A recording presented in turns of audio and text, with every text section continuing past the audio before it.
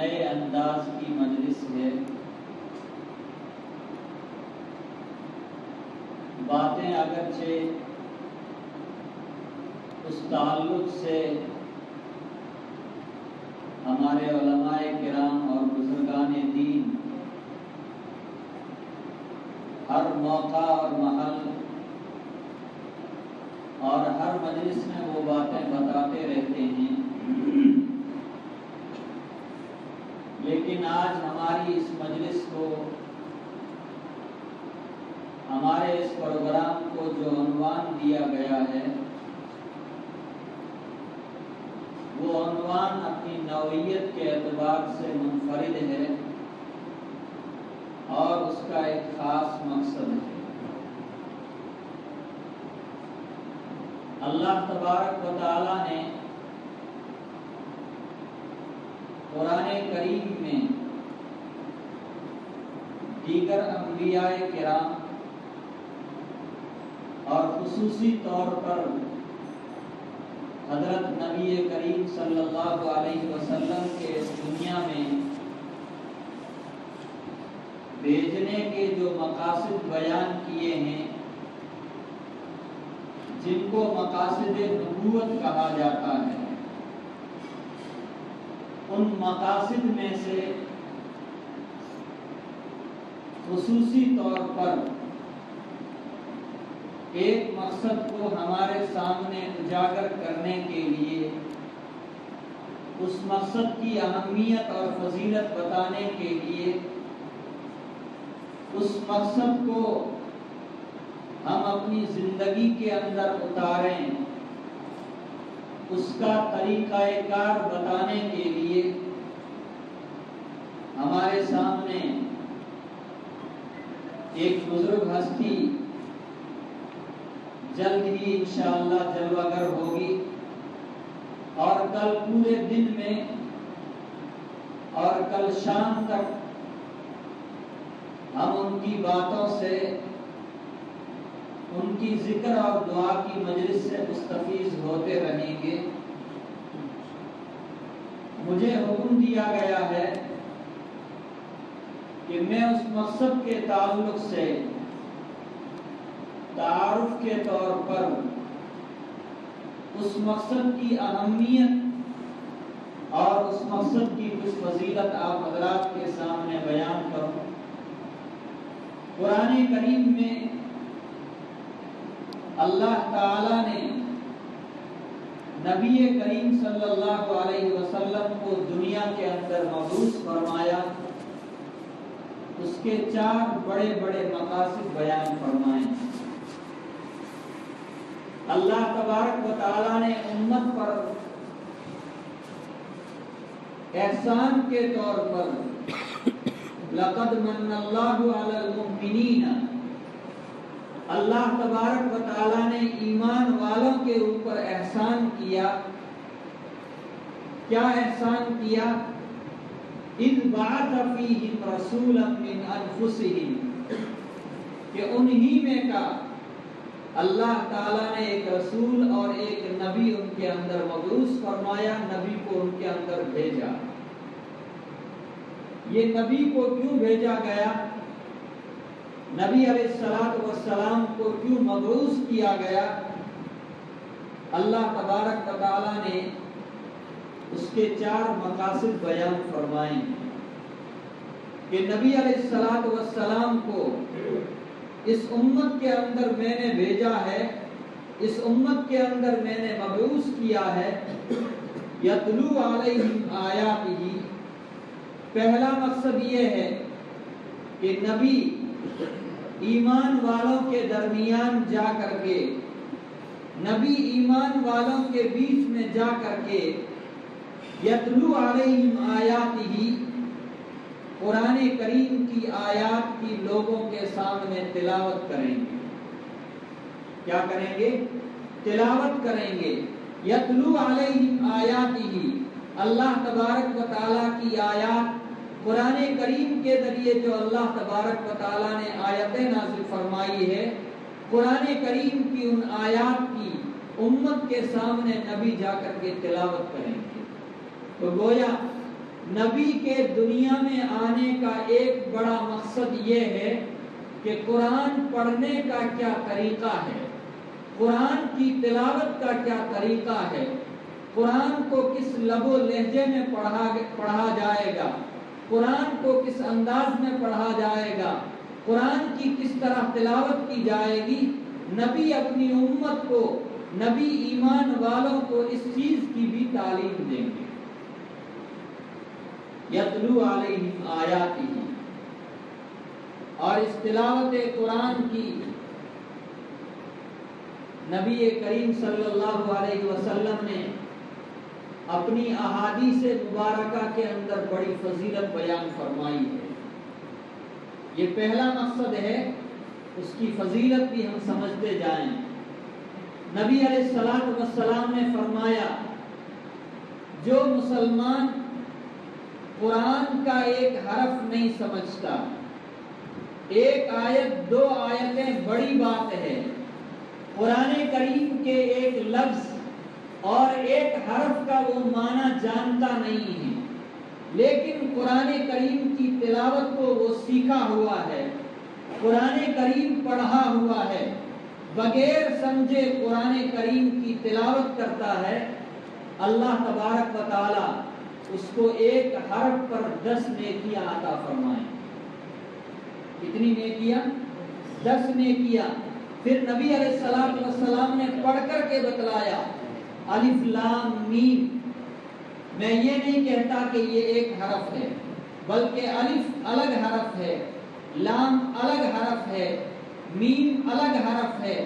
اگر کوئی مسلمان الف لام میم پڑھتا ہے، اللہ تبارک و تعالیٰ اس کو 10 نیکیاں عطا فرماتے ہیں۔ قرآن میں اللہ نے اصول بیان فرمایا، من جاء بالحسنۃ فلہ عشر امثالها، میرے یہاں جو ایک نیکی لے کر کے آئے گا، میرا کم سے کم اصول یہ ہے کہ میں اس کو ایک نیکی کے بدلے میں 10 گنا ثواب زیادہ عطا کروں گا۔ اور اللہ چاہے گا، احادیث مبارکہ کے اندر آپ علماء سے سنتے ہیں، بعض اعمال ایسے ہوتے ہیں کہ مومن بندے کے اخلاص کی وجہ سے، مومن بندے کی للہیت کی وجہ سے، مومن بندے کے اللہ تبارک و تعالیٰ کی ذات کے استحضار کی وجہ سے بندہ وہ نیک عمل کرتا ہے، اس نیک عمل کے اوپر لاکھوں گنا اللہ تبارک و تعالیٰ اس کو ثواب بڑھا کر کے عنایت فرما دیتے ہیں۔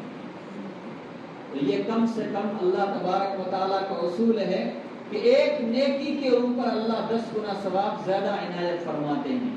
تو میں نبی کریم صلی اللہ علیہ وسلم کی بعثت اور آپ کے دنیا کے اندر بھیجنے کے پہلے مقصد کو بیان کر رہا تھا۔ یتلو علیہم آیاتہ، نبی دنیا میں اس لیے آتے ہیں تاکہ لوگوں کے سامنے قرآن کریم کی تلاوت کر کے لوگوں کو بتائیں کہ قرآن کریم کی اس طرح تلاوت کی جاتی ہے۔ حضرت جبرائیل علیہ السلام جب وحی لے کر کے نبی علیہ السلام کے پاس میں آتے تھے تو جبرائیل علیہ السلام اس کی جیسے تلاوت کرتے، نبی علیہ السلام بھی اس کے پیچھے پیچھے جلدی جلدی ان کے پیچھے تلاوت کرتے، اور بعض مرتبہ اس جلدی جلدی تلاوت کرنے کے اندر ہو سکتا تھا کہ نبی علیہ السلام سے کوئی لفظ چھوٹ جائے، کسی حرف کی ادائیگی کے اندر کوئی کمی آ جائے، اللہ تبارک و تعالیٰ نے فوراً وحی نازل فرما دی۔ کیا فرما دی؟ وحی نازل فرما دی، اور یہ گارنٹی دے دی کہ اے نبی صلی اللہ علیہ وسلم، حضرت جبرائیل علیہ السلام آپ کے پاس میں قرآن کی یہ وحی لے کر کے آتے ہیں، قرآن کو جس انداز سے پڑھنا چاہیے آپ اسی انداز سے قرآن کریم کو پڑھیے۔ قرآن کریم کے پڑھنے کا کیا انداز ہے، اللہ تبارک و تعالیٰ نے قرآن میں بتلا دیا، وَرَتِّلِ الْقُرْآنَ تَرْتِيلًا، کہ اے نبی صلی اللہ علیہ وسلم قرآن کریم کو ترتیل کے ساتھ، یعنی ٹھہر ٹھہر کر کے پڑھیے۔ کیسے پڑھیے؟ ٹھہر ٹھہر کے پڑھیے۔ وَرَتِّلِ الْقُرْآنَ تَرْتِيلًا، قرآن کریم کو ترتیل کے ساتھ میں پڑھیے۔ اس آیت پر عمل کرنے کے لیے دور نبوت سے لے کر کے آج تک اللہ تبارک و تعالیٰ نے ایک ایسی جماعت تیار کر دی ہے جس جماعت نے کسی حرف کی ادائیگی کے اندر، کسی حرف کی ادائیگی کے لب و لہجے کے اندر بھی فرق نہیں آنے دیا۔ ہم اس جماعت کو قاری لوگ اور قرہ کہتے ہیں۔ وَرَتِّلِ الْقُرْآنَ تَرْتِیلًا، اللہ نے حکم فرمایا کہ قرآن کو ٹھہر ٹھہر کر کے پڑھیے۔ تو حضرت جبرائیل علیہ السلام وہی لے کر کے آتے تھے، تو نبی علیہ السلام اس اندیشے سے کہ مجھ سے کوئی حرف چھوٹ نہ جائے، مجھ سے کوئی آیت چھوٹ نہ جائے، قرآن کریم کی جلدی جلدی تلاوت فرماتے تھے۔ اللہ تبارک و تعالیٰ نے وہی نازل فرما دی، ان علینا جمعہ وقرآن۔ اے نبی صلی اللہ علیہ وسلم، آپ قرآن کو جیسے پڑھنے کا حق ہے آپ اسی طرح پڑھیے۔ اس قرآن کو جمع کرنا اور اس قرآن کی آگے امت تک تفسیر کرنا، اس کی وضاحت کرنا، اس کا بیان کرنا، یہ ہماری ذمہ داری ہے۔ اللہ تبارک و تعالیٰ نے خود ذمہ داری لے لی، انا نحن نزلنا الذکر وانا لہ لحافظون۔ قرآن کریم کو ہم نے اتارا ہے اور قیامت تک ہم ہی اس کی حفاظت کریں گے۔ تو گویا اللہ تبارک و تعالیٰ نے قرآن کریم کے الفاظ اور قرآن کریم کی صحیح تفسیر دونوں چیزوں کی نبی علیہ السلام کے سامنے گارنٹی لے لی۔ تو اس کے بعد میں حضرت جبرائیل علیہ السلام جب بھی وحی لے کر کے آتے تھے تو نبی علیہ السلام قرآن کریم کو ٹھہر ٹھہر کر کے اور جیسے اس کو پڑھنا چاہیے اسی طرح نبی علیہ السلام اس کو پڑھتے تھے۔ میں نے خطبے کے اندر قرآن کریم کی جو تلاوت کی تھی، لقد من اللہ علی المؤمنین اذ بعث فیہم رسولا من انفسہم یتلو علیہم آیاتہ ویزکیہم۔ نبی علیہ السلام کے دنیا کے اندر بھیجنے کے مقاصد کے تعلق سے قرآن کریم کے اندر اللہ تبارک و تعالیٰ نے اس طرح کی 4 آیتیں نازل فرمائی۔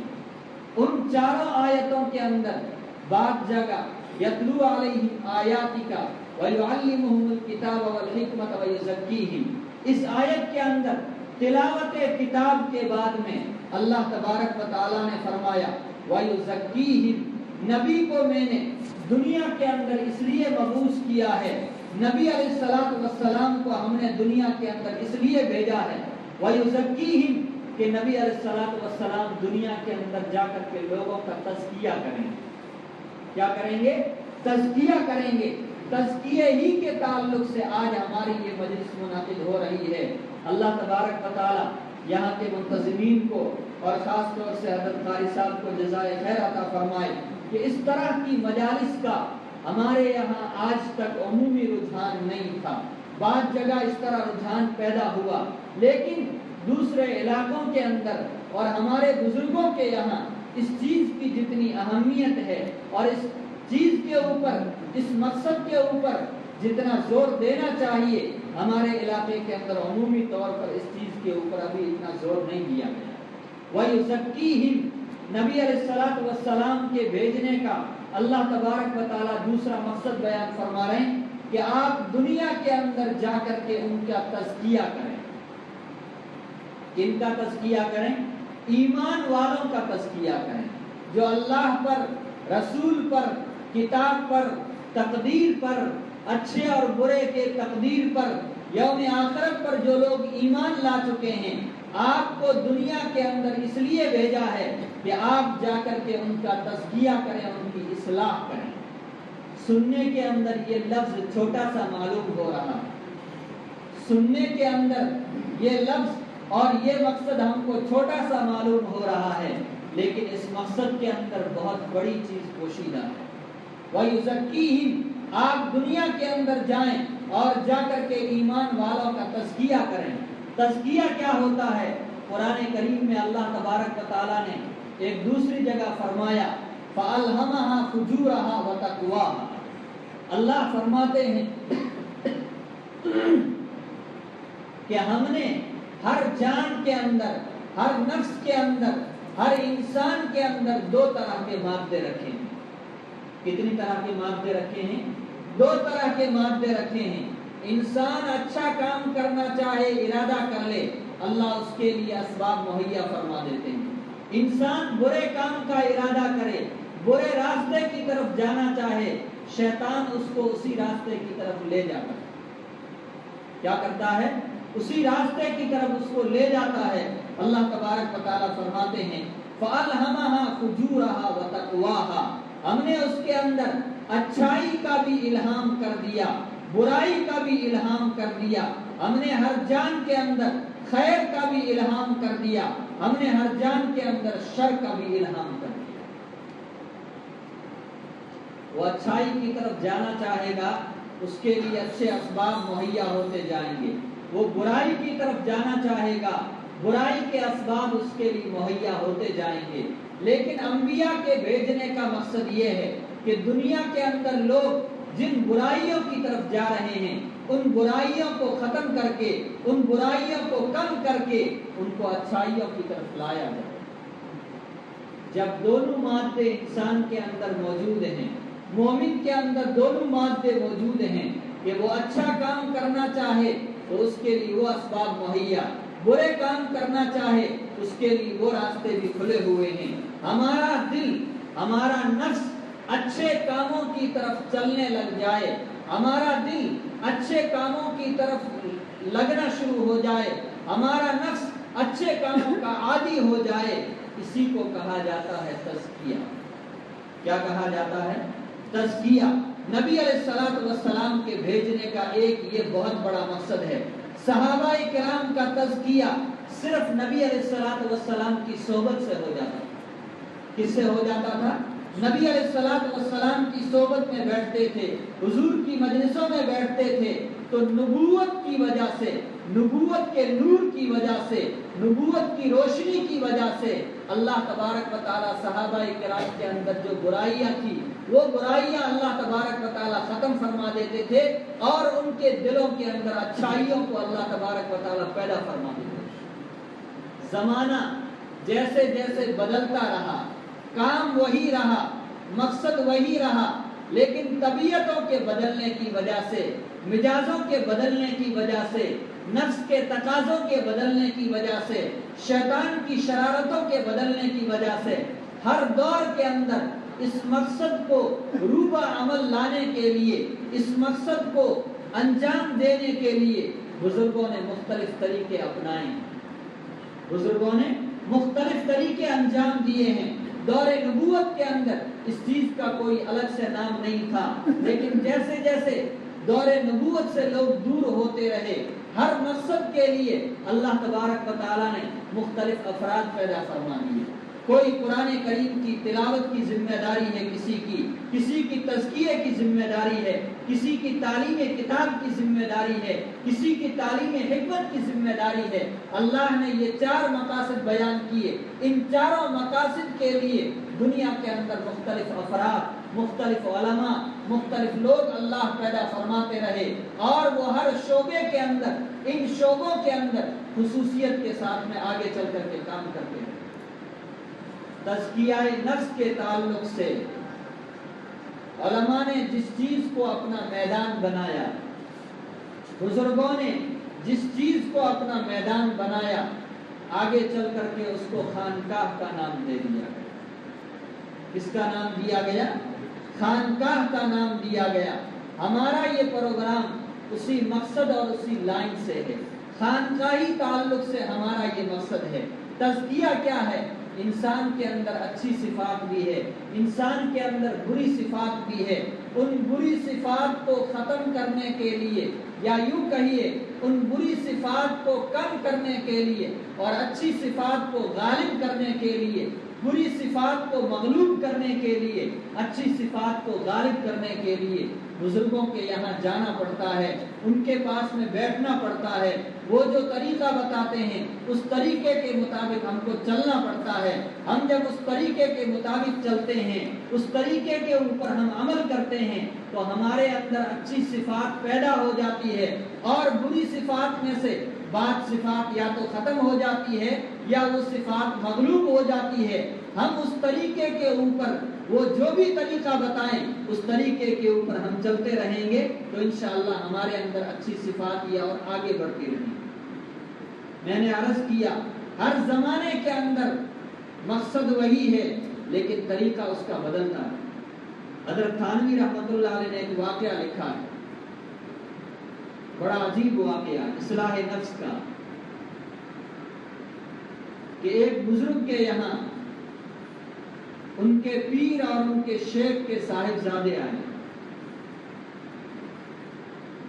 اپنی اصلاح کے لیے آئے، تزکیہ نفس کے لیے آئے، بری عادتیں ختم ہوں، اچھی صفات پیدا ہوں، دل کے اندر نورانی کیفیت پیدا ہو، طبیعت میں اچھے اخلاق پیدا ہوں، خصائل حمیدہ پیدا ہوں۔ وہ ان بزرگ کے پاس میں آئے، انہوں نے زیادہ وظیفے، زیادہ اوراد و وظائف ان کو نہیں بتلائے، ان کو یہ کام سپرد کیا کہ خانقاہ میں یہ جتنے لوگ آتے ہیں اللہ اللہ کرنے کے لیے، یہاں یہ جتنے لوگ آتے ہیں، تم وہاں دروازے کے اوپر کھڑے رہنا اور جو بھی آئے ان کی جوتیاں سیدھی کرتے رہنا۔ کسی کی جوتی سیدھے کرتے ہوئے دماغ چکرانے لگتا ہے، طبیعت کے اندر، مزاج کے اندر اگر تعلی کی صفت ہو، تکبر ہو، آدمی اپنے آپ کو دوسروں سے بڑا سمجھتا ہو، اس کے لیے کسی کی جوتیاں سیدھی کرنا یہ اس کی طبیعت کے اوپر بڑا گرا گزرتا ہے۔ لیکن شیخ کا حکم تھا، اس لیے وہ کھڑے رہ گئے وہاں۔ کئی دن تک خانقاہ میں آنے والے، ان کی مجلس میں آنے والے ہر آدمی کی وہ جوتیاں سیدھے کرتے رہے۔ کئی دن گزر گئے تو حضرت نے ان کو، ان کے یہاں جو صفائی کرنے کے لیے جو عورت آتی تھی، اس عورت سے یہ کہا کہ کل کو یہ یہاں سے گزریں تو ان کے اوپر تھوڑا سا کچرا ڈال دیں۔ کیا ڈال دینا؟ کچرا ڈال دینا۔ دوسرے دن جب وہ وہاں سے گزرنے لگے، ان کے اوپر تھوڑا سا کچرا گر گیا، اوپر دیکھا، دیکھ کر کے کہنے لگے میں اپنے شیخ کے یہاں ہوں، اپنے مرشد کے یہاں ہوں، اگر میں اپنے گاؤں میں ہوتا تو میں تجھے بتاتا، تیری خیریت پوچھتا۔ اس عورت کو بلا کر کے حضرت نے پوچھا کہ تم نے وہ عمل کیا کہ نہیں؟ کہ ہاں وہ عمل کر دیا تھا، میں نے گندگی ان کے اوپر گرا دی تھی، نجاست گرا دی تھی۔ تو انہوں نے کیا کہا؟ وہ کہنے لگی کہ انہوں نے کہا کہ میں اپنے گاؤں میں ہوتا تو تجھے بتاتا میں۔ شیخ نے فرمایا ابھی دماغ کا خناس دور نہیں ہوا، ابھی دماغ کے اندر کیڑا ہے، ابھی اس کی اصلاح نہیں ہوئی۔ ان کو حکم دیا کہ یہاں جتنے لوگ آتے ہیں، ان کے لیے جتنے بیت الخلا بنے ہوئے ہیں، اب تک تمہاری ذمہ داری ڈیوٹی یہ تھی کہ تم ان کی جوتیاں سیدھی کرو، آئندہ کل سے تمہاری ڈیوٹی یہ ہے کہ ان کے بیت الخلا جا کر کے صاف کرو۔ شیخ کا حکم تھا، اصلاح کے لیے آئے تھے، اپنے دل کو دل کے اندر نورانیت پیدا کرنے کے لیے آئے تھے، اللہ کا استحضار اور تقوی پیدا کرنے کے لیے آئے تھے۔ شیخ کا حکم تھا، اس لیے اس ڈیوٹی کے اوپر عمل کرنے لگے۔ کچھ دن گزرنے کے بعد میں شیخ نے پھر اسی خاک روبہ کو بلایا، اسی عورت کو بلایا اور بلا کر کے کہا کہ کل ٹوکرا بھر کر کے یہ یہاں سے گزرنے لگے تو پوری نجاست ان کے اوپر ڈال دینا۔ اس عورت نے اسی طرح کیا، انہوں نے سر اوپر اٹھا کر کے بھی نہیں دیکھا اور وہاں سے گزر گئے اور کہنے لگے میں تو اس سے زیادہ ناپاک ہوں، میں تو اس سے زیادہ گندا ہوں، میرے اوپر تو اس سے زیادہ نجاست ناپاکیاں گرائی جائے، میں تو اس سے بھی زیادہ کا حقدار ہوں۔ اس عورت کو بلا کر کے شیخ نے پوچھا کہ تم نے وہ عمل کیا؟ عورت کہنے لگی کہ ہاں میں نے وہ عمل کر لیا۔ کیا کہا؟ کہ آج تو سر بھی اوپر نہیں اٹھایا، نگاہ نیچی کر کے چلے گئے اور یہ کہنے لگے کہ میں تو اس سے بھی زیادہ ناپاک ہوں، میں تو اس سے بھی زیادہ گندا ہوں۔ شیخ نے فرمایا ہاں اب راستے پر آیا، اب ان کی اصلاح ہوئی ہے۔ تو میرے بزرگوں اور دوستوں، اس زمانے کا وہ طریقہ تھا، اب طبیعتیں بدل گئی، قوا کمزور ہو گئے۔ حضرت تھانوی رحمۃ اللہ علیہ لکھتے ہیں کہ پرانے زمانے کے جو خانقاہوں کے جو معمولات تھے، ان خانقاہوں کے اندر جو اعمال کروائے جاتے تھے، جو مشقتیں، جو تکلیفیں برداشت کروائی جاتی تھی، اس زمانے کے اندر ہماری طبیعتیں ان مشقتوں کو اور ان تکلیفوں کو برداشت نہیں کر سکتی ہے۔ اس لیے ہر زمانے میں بزرگوں نے طبیعتوں کی رعایت رکھتے ہوئے کچھ اوراد، کچھ وظائف، کچھ ایسے اعمال تجویز کیے ہیں کہ جن اعمال کی روشنی میں دل کی اصلاح ہو جائے۔ کیا ہو جائے؟ تو میں عرض یہ کر رہا تھا وَيُزَكِّيهِمْ، اللہ تبارک و تعالیٰ نے نبی علیہ السلام کو دنیا کے اندر مبعوث فرمایا۔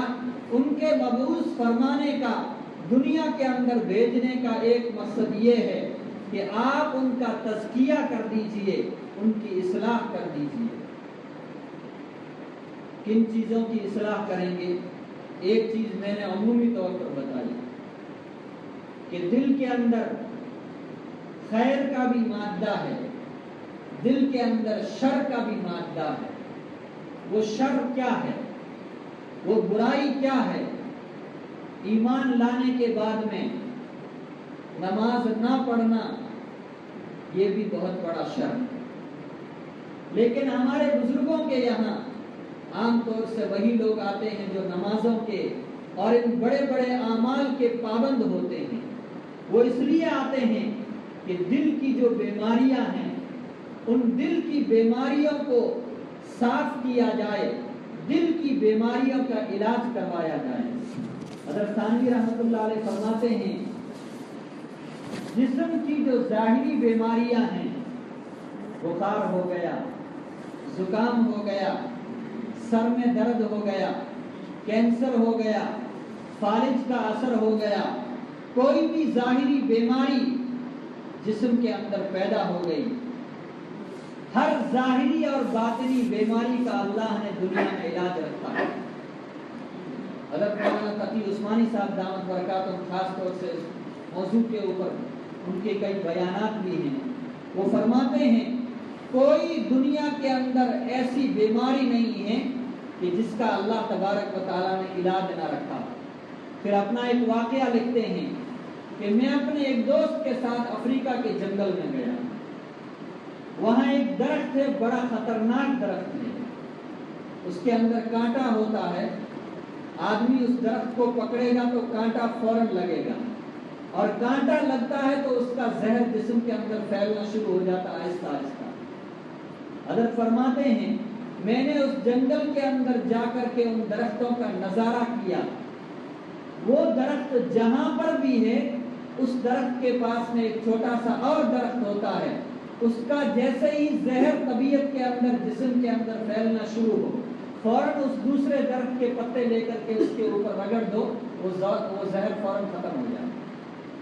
تو دنیا میں کوئی بیماری ایسی نہیں ہے جس کا اللہ تبارک و تعالیٰ نے علاج مقرر نہ کیا، چاہے ظاہری بیماری ہو، چاہے باطنی بیماری ہو سکتا ہے اس بیماری کے سمجھنے کے اندر ہم کو وقت لگے، اس بیماری کے فہم کے اندر، اس کی تجویز کے اندر ہم کو وقت لگے، لیکن اللہ کی طرف سے کوئی بیماری ایسی نہیں ہے کہ دنیا کے اندر اس کا علاج طے نہ کیا گیا۔ تو ظاہری جیسے بیماریاں ہیں، بخار آ گیا، ہم فوراً ڈاکٹر کے پاس میں جائیں گے، ڈاکٹر خون کی جانچ کروائے گا، اور جانچ کروانے کے بعد میں بتائے گا کہ آپ کو ملیریا ہے یا موسمی بخار ہے، ٹائیفائڈ ہے، کون سا آپ کو بخار ہے، ڈاکٹر خون کی جانچ کے بعد میں دیکھ کر کے بتا دیتا ہے کہ یہ آپ کو فلاں بیماری، جیسی بیماری اسی کے مطابق وہ علاج بتائے گا۔ زکام ہے اس کا علاج الگ ہے، کینسر ہے اس کا علاج الگ ہے، دل کا دورہ پڑ جائے اس کا علاج الگ ہے۔ میں اب آپ کو نبی علیہ السلام کے اس سلسلے میں کچھ ارشادات بتاتا ہوں۔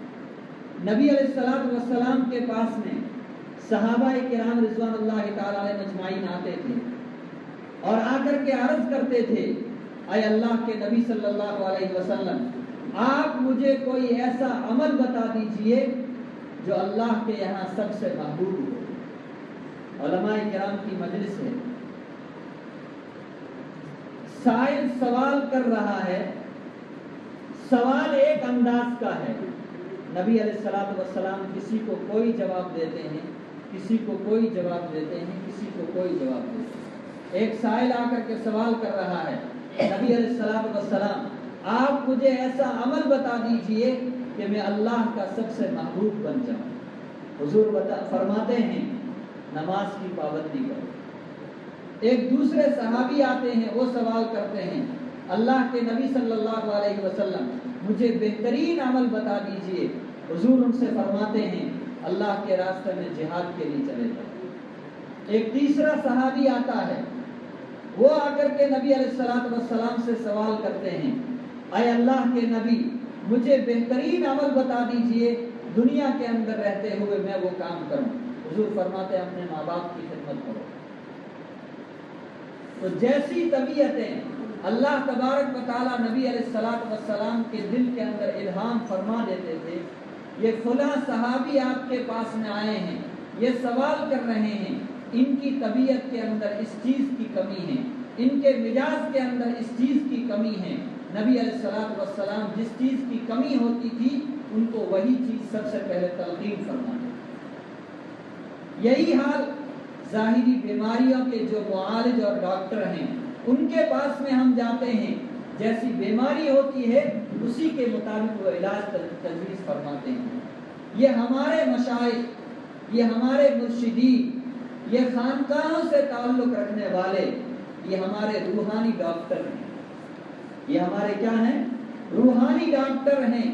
بہت سے ہمارے بزرگ ایسے گزرے ہیں کہ انہوں نے اتنی ریاضتیں کی، اتنے مجاہدات کیے، ان کا دل اتنا منور ہو گیا کہ آنے والا آ کر کے اپنی بات رکھتا نہیں تھا، اس سے پہلے وہ ان کے تعلق سے وہ بات بتا دیتے۔ دل کے اندر کیا بیماریاں ہوتی ہیں، یہ بڑی بڑی چیزیں ہیں، ان کو تو ہم چھوڑ دیتے ہیں۔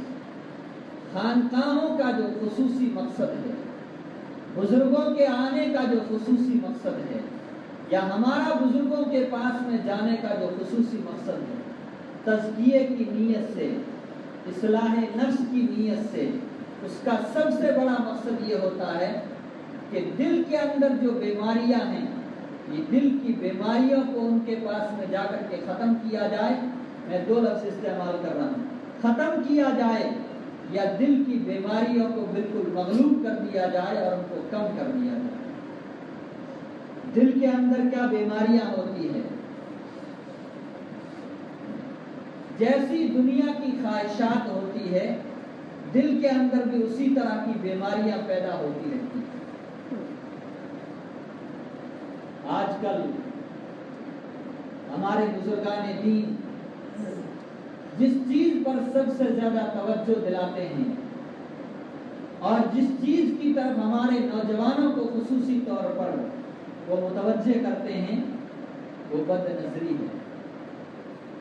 کیا ہے؟ بد نظری ہے۔ راستہ چلتے ہوئے ہر طرح کی عورتوں کے اوپر، گھر میں رہتے ہوئے، رشتہ داروں کے پاس میں جاتے ہوئے ہر طرح کی عورتوں کے اوپر نظر ڈالنا، یہ بہت بڑا گناہ ہے۔ حضرت مولانا حکیم اختر صاحب رحمۃ اللہ علیہ وہ فرماتے تھے، میں بد نظری کے علاج کے سلسلے میں اسپیشلسٹ ہوں۔ وہ فرماتے تھے کہ جس کے اندر بد نظری کی بیماری ہوگی، میں گارنٹی کے ساتھ کہتا ہوں کہ کبھی وہ ولایت کے درجے کو نہیں پہنچ سکتا، کبھی وہ ولی نہیں بن سکتا۔ اتنی بڑی بیماری ہے۔ اب تک تو سڑکوں کے اوپر یہ چیزیں تھیں، اب یہ ساری چیزیں جیب میں آ گئی۔ یہ بڑا خطرناک مرض ہے۔ اس کی وجہ سے، بد نظری کی وجہ سے آدمی بڑے بڑے نیک اعمال سے محروم ہو جاتا ہے، بڑے بڑے نیک اعمال سے محروم ہو جاتا ہے۔ اس لیے ہمارے جو بزرگ تشریف لا رہے ہیں وہ آپ کے سامنے یہ چیزیں بیان فرمائیں گے۔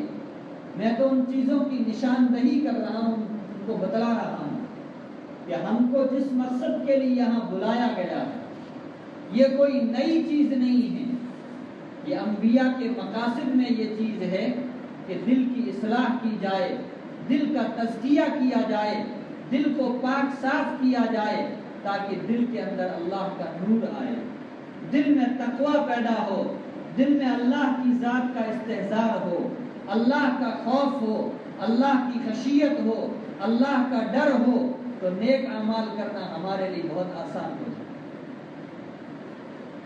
دوسری چیز تکبر ہے، یہ بھی بہت بڑی بیماری ہے۔ جو آدمی یہ سمجھتا ہے کہ میں دوسروں سے اچھا ہوں، میں دوسروں سے اچھا ہوں، اس آدمی کی کبھی اصلاح نہیں ہو سکتی۔ حضرت تھانوی رحمۃ اللہ علیہ مجدد ملت گزرے ہیں، تصوف کے راہ سلوک کے امام گزرے ہیں علماء دیوبند میں۔ حضرت تھانوی رحمۃ اللہ علیہ فرماتے ہیں، میں اپنے آپ کو فی الوقت ہر مسلمان سے اور پھر معال ہر انسان سے کمتر سمجھتا ہوں۔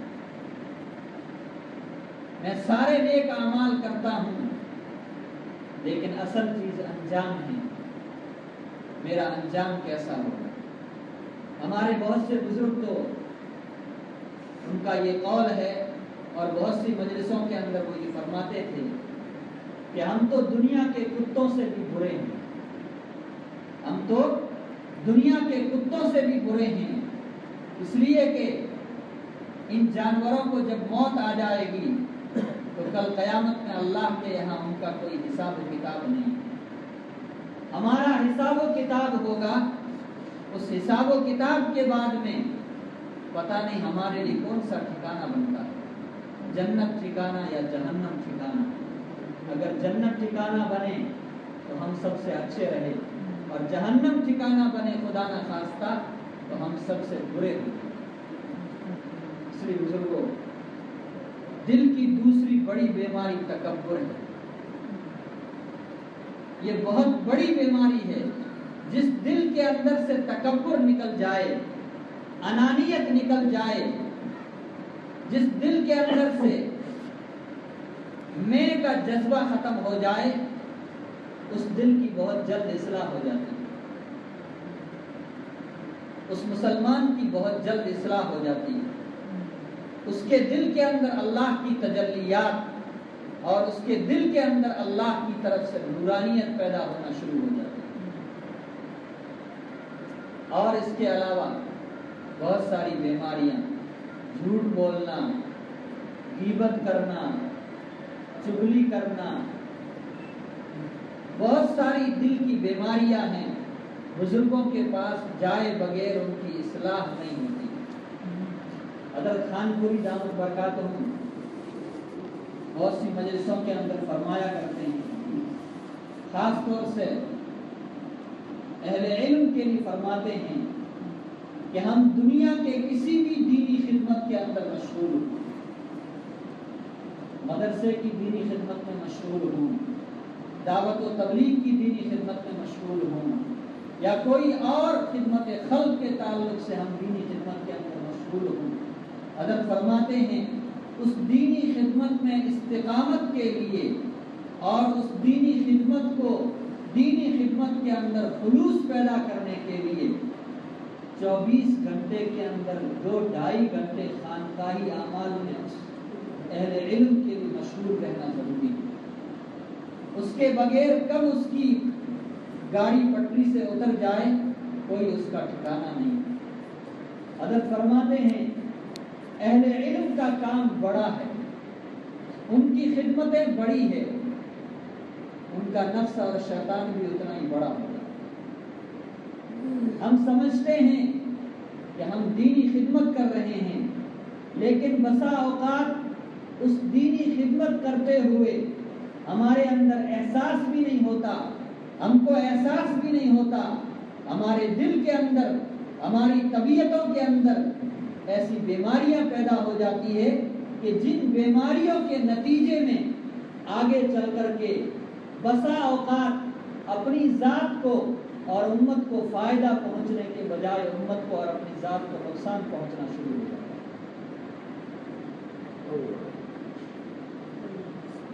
اس لیے نبی علیہ الصلوۃ والسلام کو دنیا کے اندر بھیجنے کا اللہ تبارک و تعالیٰ نے جو یہ دوسرا مقصد بیان فرمایا ہے وَيُزَكِّيهِمْ کہ اے نبی آپ دنیا میں جا کر کے ان کا تزکیہ کیجئے، دنیا میں جا کر کے ان کے نفس کی اور ان کے دل کی اصلاح کیجئے۔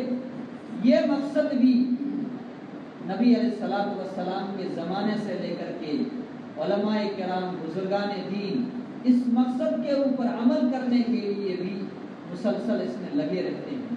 اپنی اصلاح، امت کی اصلاح، اپنے پاس رہنے والوں کی اصلاح، اپنے ماتحتوں کی اصلاح، ہمیں بھی اس کی فکر کرنی چاہیے۔ ہمارے بزرگ تشریف لا رہے ہیں اور کل صبح تہجد کے وقت سے انشاءاللہ مستقل معمول شروع ہو جائے گا۔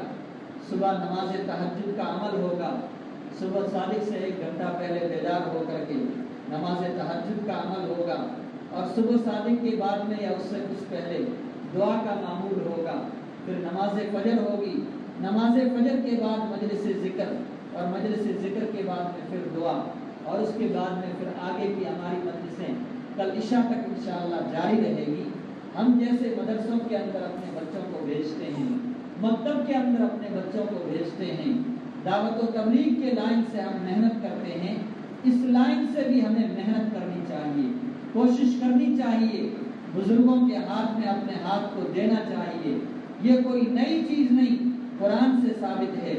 ان الذین یبایعونک، اللہ تبارک و تعالیٰ نے قرآن کریم میں صحابہ کرام کے بارے میں، صحابہ کرام کے تعلق سے قرآن کریم میں اللہ نے بیان کیا ہے کہ یہ صحابہ کرام آپ سے بیعت کر رہے ہیں۔ کن باتوں کے اوپر؟ صحابہ کی وہ بعض بیعتیں ایمان پر تھی، بعض بیعتیں جہاد پر تھی، بعض بیعتیں کسی اور تعلق سے تھی۔ ہم اپنے بزرگوں کے ہاتھ میں ہاتھ دیتے ہیں، ہم اپنے بزرگوں سے بیعت ہوتے ہیں، تو بیعت ہوتے وقت میں، ہاتھ میں ہاتھ دیتے وقت میں ہم یہ ارادہ کرتے ہیں کہ نیک اعمال کی پابندی کریں گے۔ کیا بیعت کرتے ہیں؟ نیک اعمال کی پابندی کریں گے، برے اعمال کو چھوڑنے کی کوشش کریں گے اور آہستہ آہستہ ان کو چھوڑ دیں گے۔ آپ یہاں رہ کر کے دیکھیں، بزرگوں کی مجلسوں کے اندر ہمارے قلوب کو کتنی فرحت اور ہمارے قلوب کو کتنی لذت محسوس ہوتی ہے۔ ہم کفر کے ماحول میں رہتے ہیں، شرک کے ماحول میں رہتے ہیں، گناہ کے ماحول میں رہتے ہیں، اس ماحول سے ہم اس ماحول کے اندر آئیں گے